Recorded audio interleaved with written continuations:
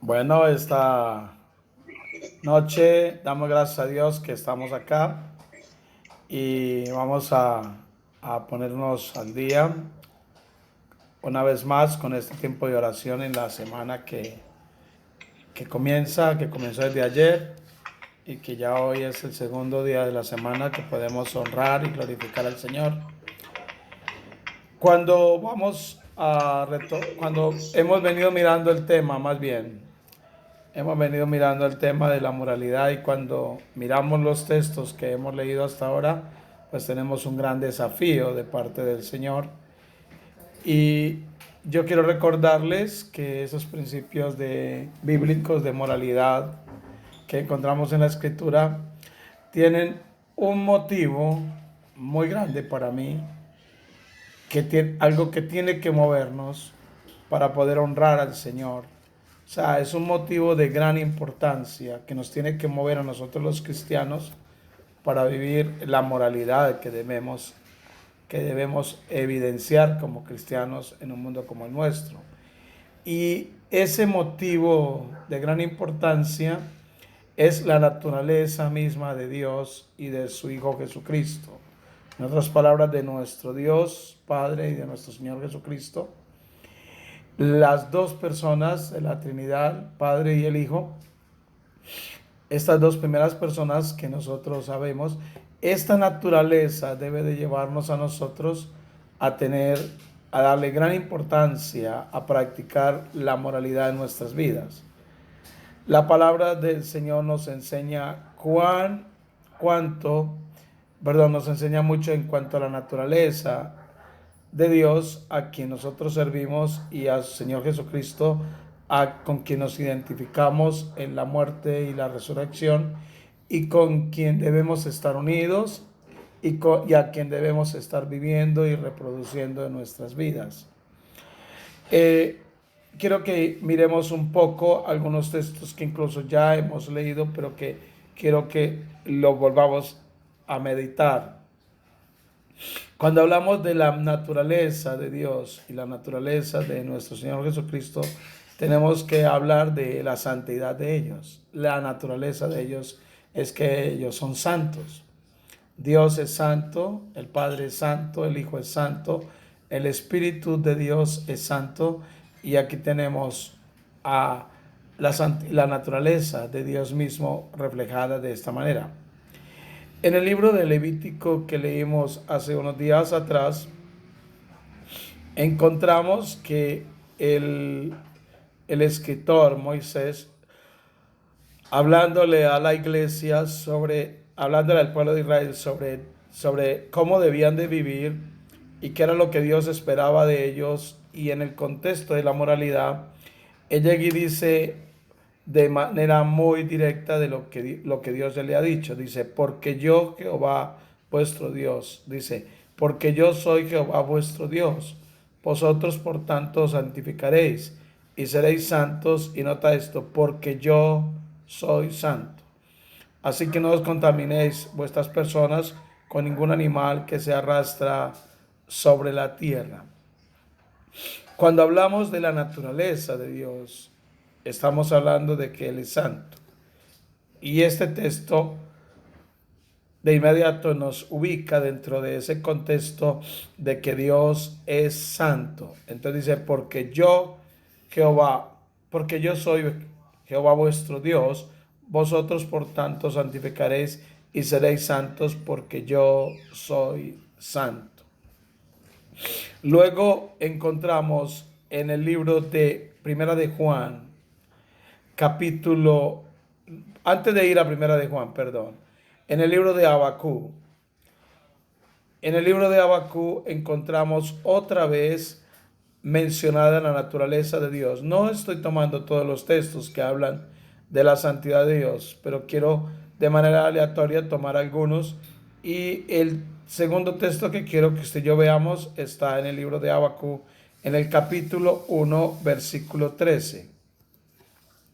Bien sabemos que el profeta Abacú está viviendo una situación que él no entiende y en su mente finita no logra percibir todo lo que Dios está haciendo.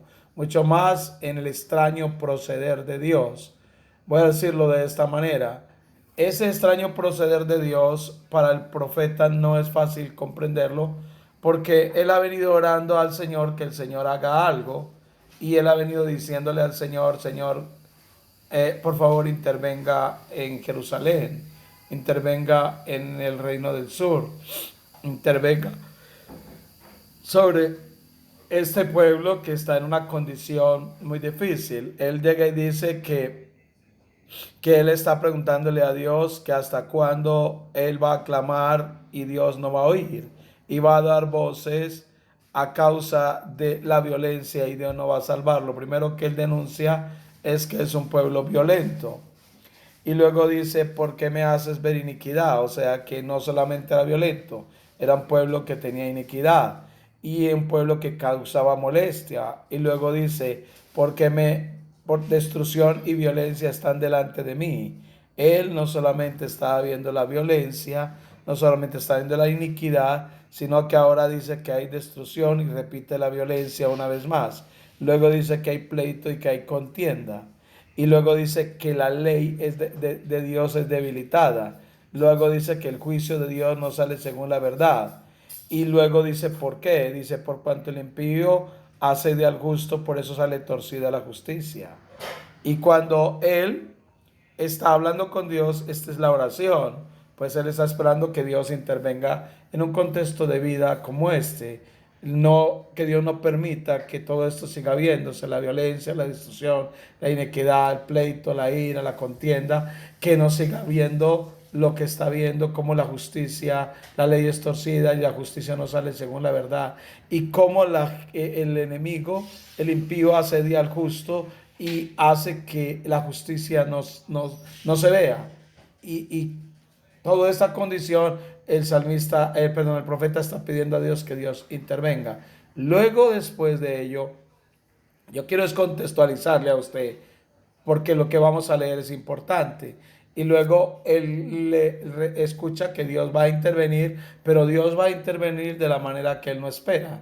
Dios dice que él lo va a hacer, pero es que Dios no va a cambiar la situación, sino que va a levantar una nación y esa nación será como un látigo en su mano, será como un instrumento de juicio en su mano para castigar a los israelitas para hablarlo de esta manera, a Judá y a Jerusalén, a todo el reino del sur. Dios lo iba a hacer a través de ese látigo, ese instrumento. Ese instrumento son los caldeos y Dios dice que lo va a hacer para el profeta, el que Dios levantara a los caldeos, que sabía bien de su reputación e hiciera lo que Dios va a hacer. Luego Dios da características de cómo es esta nación.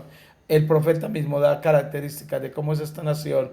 Entonces era imposible para él entender, no podía entender que Dios usara a alguien peor que el pueblo de Israel o que la gente que él estaba denunciando, que Dios usara a alguien peor para castigarlos a ellos. Es incomprensible. Entonces por eso el escritor en el capítulo 13 dice, muy limpio eres de ojos. Ojo, muy limpios eres de ojos para ver, perdón, voy a leerlo, muy limpio eres de ojos para ver el mal, ni puedes ver el agravio. ¿Por qué ves a los menospreciadores y callas cuando destruye el impío al más justo que él? O sea, es imposible. Y él habla de la naturaleza de Dios. Y aquí dice que Dios es un Dios limpio de ojos. Así que no tenemos solamente un texto como Levítico que nos dice que Dios es santo, sino que encontramos al libro de Habacuc diciéndonos que Dios es limpio de ojos. Luego, ahora sí, le ruego el favor que con ese mismo orden usted venga a Isaías capítulo 6, versículos 2 y 3. Isaías capítulo 2, versículos 2 y 3 nos encontramos con otro momento en el que se muestra la naturaleza de Dios. Y aquí es una visión que tiene el profeta y es el profeta Isaías. El profeta Isaías nos dice en el capítulo 6, versículo 1 en adelante, dice, en el año que murió el rey Usías, vi yo al Señor sentado sobre un trono alto y sublime, y sus faldas llenaban el templo. Por encima de él había serafines, Cada uno tenía 6 alas, con 2 cubrían sus rostros, con 2 cubrían sus pies y con 2 volaban. Y el uno al otro daba voces diciendo: Santo, Santo, Jehová de los ejércitos, toda la tierra está llena de su gloria.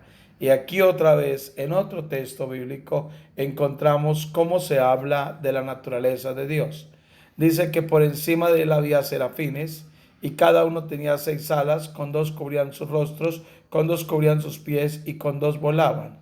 Y dice, y el uno al otro daba voces diciendo: Santo, Santo, Santo. Santo, Santo, Santo, ¿quién? Y dice: Jehová de los ejércitos. Toda la tierra está llena de su gloria. El Dios que llena toda la tierra de su gloria, su naturaleza es santa. Esa naturaleza de Dios es la que tiene que llevarnos a nosotros a vivir una moralidad correcta delante del Señor, a vivir en moralidad todo el tiempo de nuestras vidas. El apóstol Juan va a escribir 2 verdades más en el Nuevo Testamento. La una la vamos a ver en su primera carta y la otra la vamos a ver en Apocalipsis, la revelación. Y en esos textos vamos a encontrarnos con otra vez la naturaleza de Dios. Vamos a leer Primera de Juan, capítulo 1, versículo 15. En Primera de Juan, capítulo 1, versículo 15, versículo 5, el escritor dice: este es el mensaje que hemos oído. Juan, capítulo 1, Primera de Juan, capítulo 1, versículo 5. Dice: este es el mensaje que hemos oído de él y os anunciamos: Dios es luz y no hay ningunas tinieblas en él. Esto cuando el apóstol Juan nos habla de que Dios es luz y que no hay tinieblas en él, nos está hablando de la pureza de Dios, nos está hablando de la naturaleza de Dios. Aquí hay un reflejo de la santidad de Dios. No hay oscuridad en Dios. Todo Él es luz. Y luz aquí es sinónimo de pureza, es sinónimo de santidad. Esta es la esencia de Dios mismo. Y le dije que íbamos a mirar uno en Apocalipsis. Apocalipsis capítulo 4, versículo 8. En Apocalipsis 4, 8, el escritor, el apóstol Juan, recibiendo o teniendo la revelación de Jesucristo, él se levanta para hablar de la naturaleza de Dios. Dice: y los 4 seres vivientes tenían cada uno 6 alas alrededor, y por dentro estaban llenos de ojos, y no cesaban día y noche de decir: Santo, Santo es el Señor Dios Todopoderoso, el que era, el que es y el que ha de venir. Y cuando usted mira aquí, encontramos claramente la misma santidad de Dios reflejada en todo contexto. Esta es la naturaleza. Cuando hablamos de Dios, esto es lo que la Escritura nos muestra sobre esta naturaleza. Ahora, ¿por qué digo yo que esto tiene que ser un motivo grande para nosotros? Por el más grande motivo, porque realmente lo dice la Escritura, no lo digo yo. Cuando la Escritura nos presenta la naturaleza de Dios, lo que la Escritura quiere, o el propósito que Dios tiene al revelar la Escritura, es que nosotros seamos entendidos y comprendamos que Dios con ello está desafiándonos o implicando que cada uno de nosotros viva en santidad, eso es, viva en moralidad. Tenemos en estos textos mucho que aprender, que no vamos a detenernos sobre ellos, pero quiero que usted recuerde lo que nosotros vimos en Levítico y leamos una vez más Levítico, y le voy a invitar que leamos Levítico 11 y vamos a leer los dos versículos, no solo el 44, sino también el 45. Dice: porque yo soy Jehová vuestro Dios, vosotros por tanto os santificaréis y seréis santos, porque yo soy santo. Así que no contaminéis vuestra persona con ningún animal que se arrastra sobre la tierra, porque yo soy Jehová, que os hago subir de la tierra de Egipto para ser vuestro Dios. Seréis pues santos, porque yo soy santo. Aquí tenemos una invitación increíble. Estos textos nos muestran esa invitación. No solamente nos hablan de la naturaleza, de la naturaleza divina, sino que nos hacen una invitación en contexto a la naturaleza divina. En contexto a esa naturaleza, el escritor nos invita a que nosotros vivamos una moralidad más bien, y nota los versículos que hemos leído, el 44 y 45, aquí dos veces se nos invita a esto, se nos llama a ello. Por eso leí los dos textos. Otra vez lo leo para que entendamos que dos veces hemos visto la invitación. Versículo 44 dice, porque yo soy Jehová vuestro Dios, vosotros por tanto os santificaréis y seréis santos porque yo soy santo. Así que no os contaminéis vuestra persona con ningún animal que se arrastre sobre tierra. Versículo 45. Porque yo soy Jehová, que os hago subir de la tierra de Egipto para ser vuestro Dios. Ojo, para ser vuestro Dios. Por tanto, ¿qué? Seréis pues santos. O sea, viviréis en moralidad porque yo soy santo. Esa es la naturaleza de Dios. Entonces, dos invitaciones en estos versículos. Una de ellas se repite tres veces en el capítulo. En el mismo capítulo 19 se repite esta invitación, una de estas invitaciones. Si miramos en el capítulo 19 de Levítico, por favor, mira conmigo el capítulo 19 de Levítico. Y ahí se nos repite el versículo 2, el capítulo, perdón, no solamente el 19, sino también el capítulo 20. Vamos a mirar en el 19.2, en el 27 y en el 20.26. Ojo, 19.2 dice, habla a toda la congregación de los hijos de Israel y diles, santos seréis, porque santo soy yo Jehová vuestro Dios. Capítulo 20, usted se va conmigo al capítulo 20 de inmediato y leemos el versículo 7 y luego el 26. Versículo 7 dice, santificaos pues y sed santos, porque yo Jehová soy vuestro, voy a leerlo otra vez. Santificaos pues y sed santos, porque yo Jehová soy vuestro Dios. Y el versículo 26, mira lo que dice. Habéis pues de serme santos, porque yo Jehová soy santo y os he apartado de los pueblos para que seáis míos. Lo leo otra vez. Dice claramente, habéis pues de serme santos, porque yo Jehová soy santo y os he apartado de los pueblos para que seáis míos. Nota que lo que el escritor está invitando es bien interesante. Ahora el escritor no está invitando por su propia voluntad. El escritor está haciendo lo que Dios le mandó a hacer. El escritor está inspirado. Dios ha soplado sobre él por su espíritu esta palabra. Él la ha tomado y ahora él la escribe y la hace conocer a Israel en aquel entonces. Israel debía imitar a Dios, imitar a su creador, imitar a su redentor, al redentor del pacto. Y la rutina de vida diaria en un mundo de nosotros es una vida de inmoralidad. Entonces, cuando Dios sabe que el pueblo de Israel está metido en esa rutina, está en medio de esa rutina del mundo, que es inmoralidad, Dios hace este llamado. Ese llamado es a llevar una vida distintiva, una contracultura, una vida que es diferente a los pueblos vecinos. Debían de entender que ellos eran apartados de los demás. Debían de entender que no eran iguales a ellos para que ellos no se mezclaran. Ellos debían de dejarse distinguir, no debían de estar mezclados donde nadie podía distinguirlos. ¿Cómo debían de hacerlo? Estaban dentro de ellos, pero eran gente que vivía vidas santas, por lo tanto saltaba a la luz. Ellos se hacían distinguir. El hecho de tener al Señor Dios, al Dios Todopoderoso como modelo, les llevaba a que ellos obligadamente, de manera particular, vivieran la vida que el Señor les estaba llamando a vivir. Esa motivación de ser santos, de vivir en santidad, es la misma motivación de la naturaleza divina que nos tiene que llevar a nosotros a vivir en la santidad, en la moralidad para honrar al Señor. Ojo, el texto dice, porque yo soy el Señor que os he hecho subir de la tierra de Egipto que seáis, para ser vuestro Dios, seréis santos.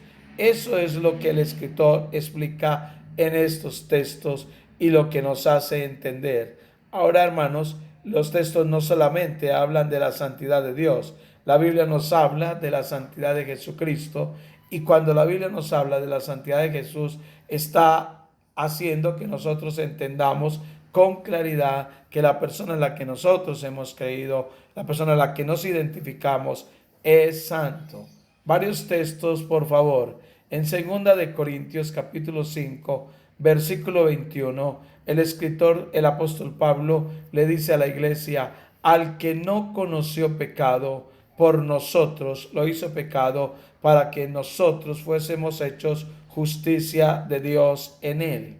Nota que dice, al que no conoció pecado. En otras palabras, Jesucristo es sin pecado. Escucha esto, es sin pecado, es santo, y nosotros debemos entender desde este contexto que Jesús es santo. Dios, cuando carga en él el pecado de nosotros, Dios le hizo pecado, y por eso él recibe la maldición de morir en la cruz por cada uno de nosotros, porque Dios le hizo pecado, pero no porque él era pecador, porque él no conoció pecado. El escritor de Hebreos, en el capítulo 4, versículo 15, dice esto: porque no tenemos un sumo sacerdote que no pueda compadecerse de nuestra debilidad, sino uno que fue tentado en todo según nuestra semejanza, pero sin pecado. Ojo, los dos textos. El primer texto que hemos leído nos dice que Cristo no conoció pecado, pero Dios le hizo pecado para hacernos a nosotros, para que nosotros, fuésemos hechos justicia de Dios en Cristo. Y esto es sumamente valioso. Cuando Cristo se hace pecado por causa de nosotros y va a la cruz y muere, Cristo se hace justicia de Dios. Cristo nos hace a nosotros justicia de Dios en él. En otras palabras, cuando tú y yo venimos a Cristo y pedimos perdón por nuestros pecados, en él somos justificados, en él somos hechos justicia, y Dios nos ve a nosotros ya no como pecadores en Cristo. En Cristo Dios no nos ve como pecadores, en Cristo Dios no nos ve como personas que estamos viviendo totalmente lejos de la vida de Dios. En Cristo Dios nos ve justificados, aceptos delante de Él. Eso es lo que el texto nos dice. Ahora, pero no conoció pecado.